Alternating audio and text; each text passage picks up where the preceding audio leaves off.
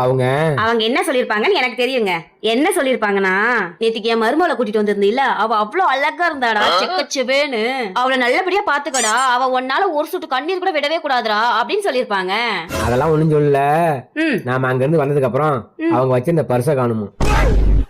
ஓ, அப்ப என்னை திருடிங்கிறீங்க. உங்க வீட்டுல ஒரு பொருள் காணோம்னா அன்னைக்கு யாரு வந்துட்டு போனாங்களோ அவங்க தான் அந்த பொருளை எடுத்துட்டு போயிருக்காங்க. ஏன் அன்னைக்கு நாம தான் உங்க வீட்டு கொண்டு போனா வேற யாருமே வந்துட்டு போயிருக்க மாட்டாங்களா?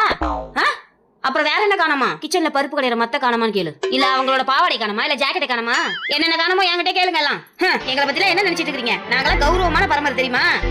எங்க மேல எல்லாம் ஒரு பழி வந்துட்டாலும் நாங்களாம் நாண்டுக்கு தொங்கிடுவோம் தெரியுமா? அப்படியே அந்த குடும்பம் நாங்க. பேசிட்டியா? பேசி முடிச்சிட்டியா? சொல்லுங்க. நான் பேசட்டுமா? பணத்தை வேணாலும் வச்சுக்க சொல்லு. ஆதார் கார்டும் ரேஷன் கார்டும் கொடுத்தா போதும். ஓஏபி பணமும் ரேஷன் பொருளும் வாங்கணும்னு சொன்னாங்க. சத்தியமா காசு கேட்க மாட்டீங்கல்ல? சத்தியமா நாங்க யாரும் கேட்க மாட்டோம்.